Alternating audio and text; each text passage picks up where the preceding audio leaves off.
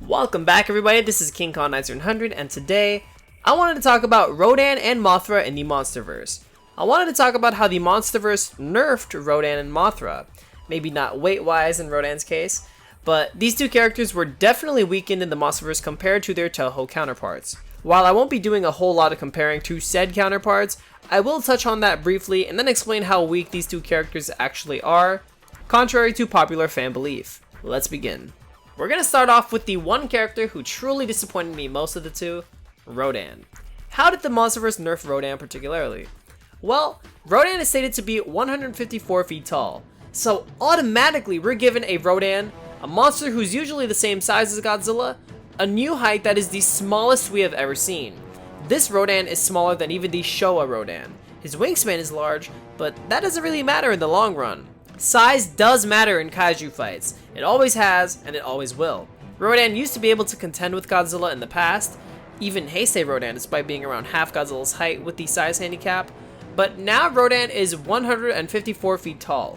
Not 230 like Heisei Rodan is, 154 feet tall. That's way too small to even be able to tangle with other monsters.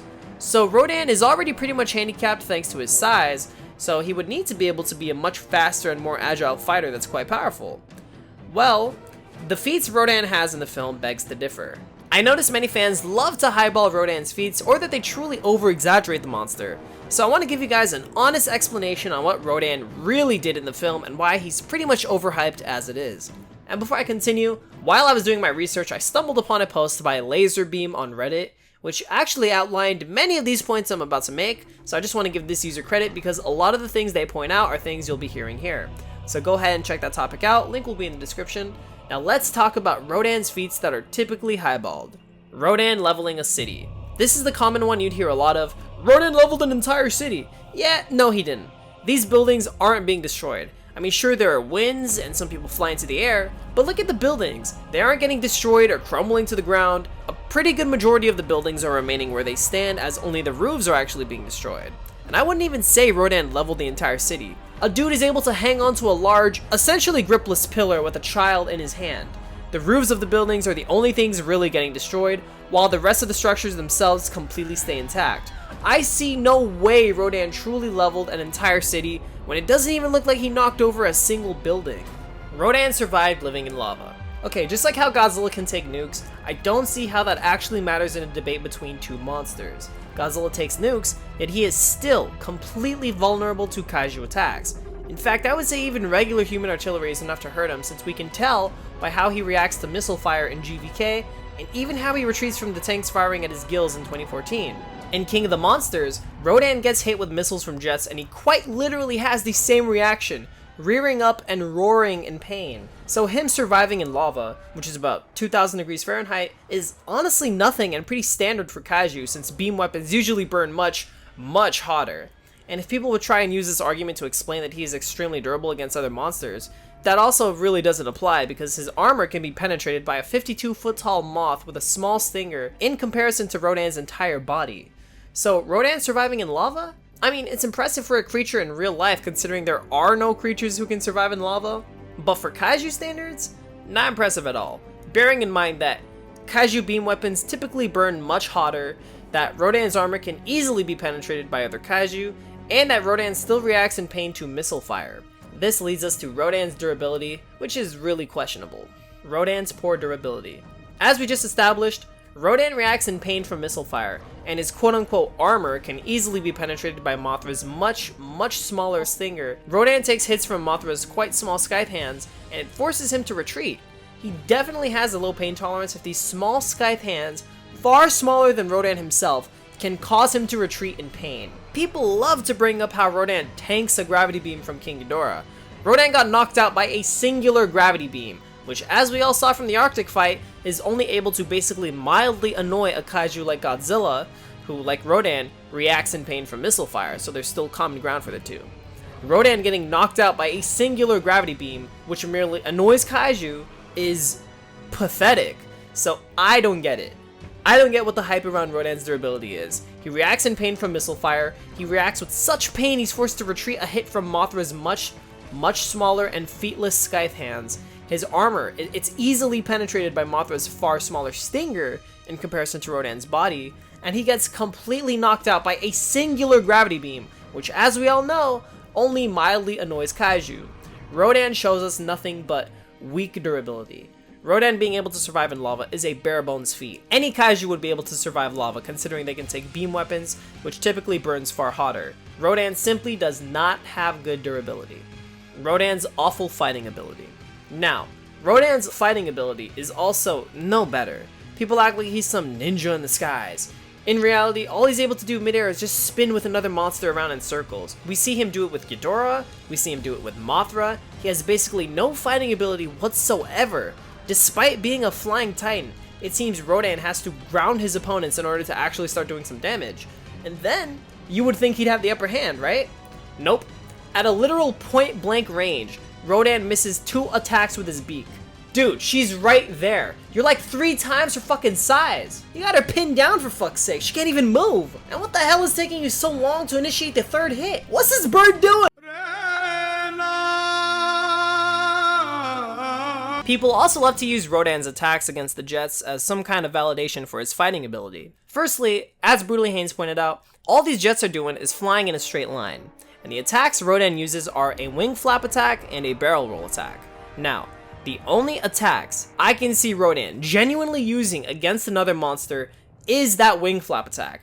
But because he never uses it against Mothra, I doubt he can even use that attack against another monster. And let's not forget, monsters like Godzilla are able to swat jets out of the sky, and monsters like Kong are able to outrun monsters like Godzilla with beam attacks that can hit Mach 80+.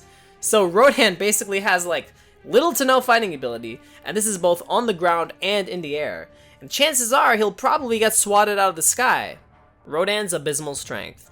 Because of the circumstances the story takes us, we don't see too much of Rodan, but we do have enough of him to get an idea on where to place him in the Titan hierarchy. Rodan doesn't really utilize his strength a lot in this film, and when he does, it's very lackluster. So let me explain.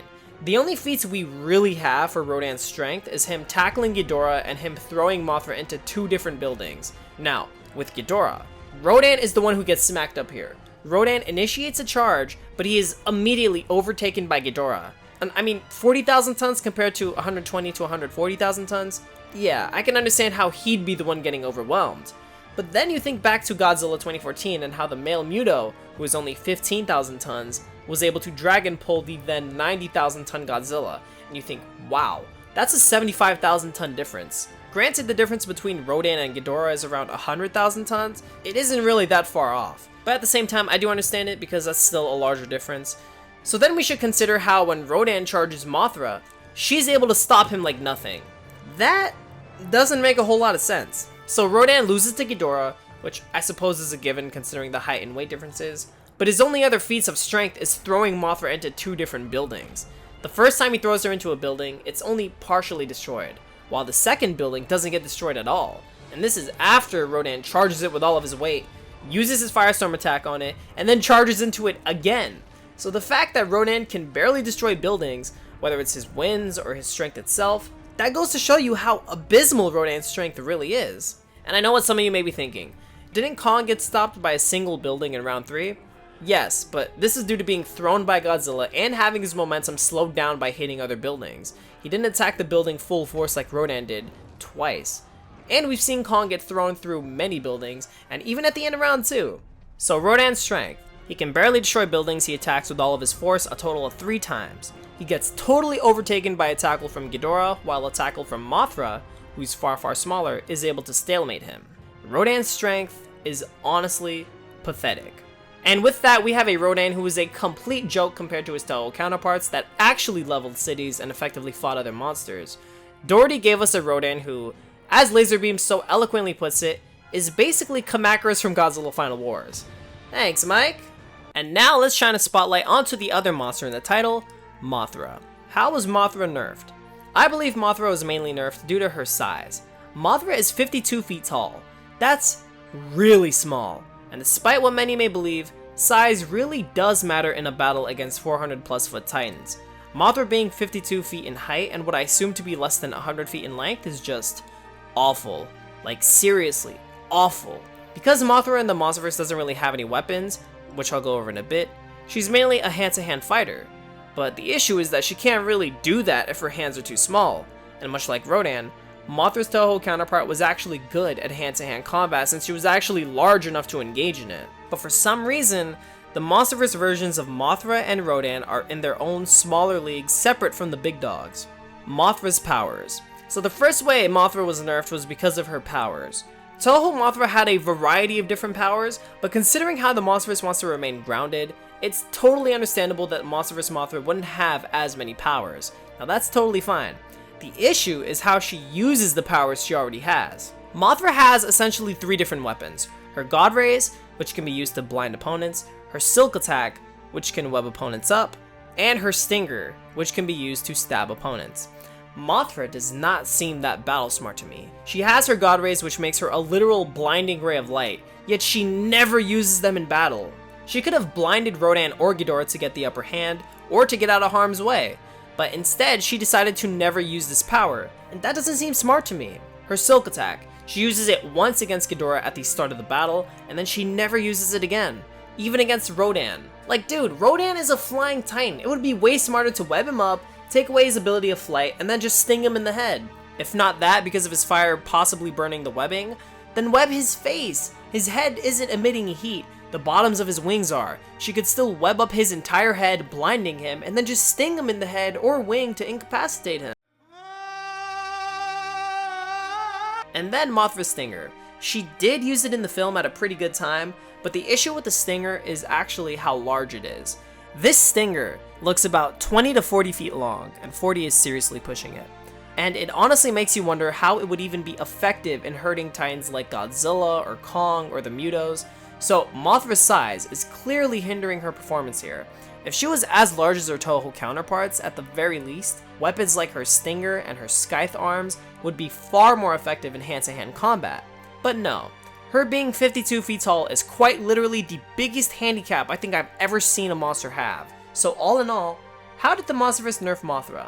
Well, she's too small for one, she isn't smart enough to utilize her weapons like God Rays and webbing, and her Stinger is too small to do any effective damage to titans in the 300 foot and up class. So, to sum up once again, we have Rodan.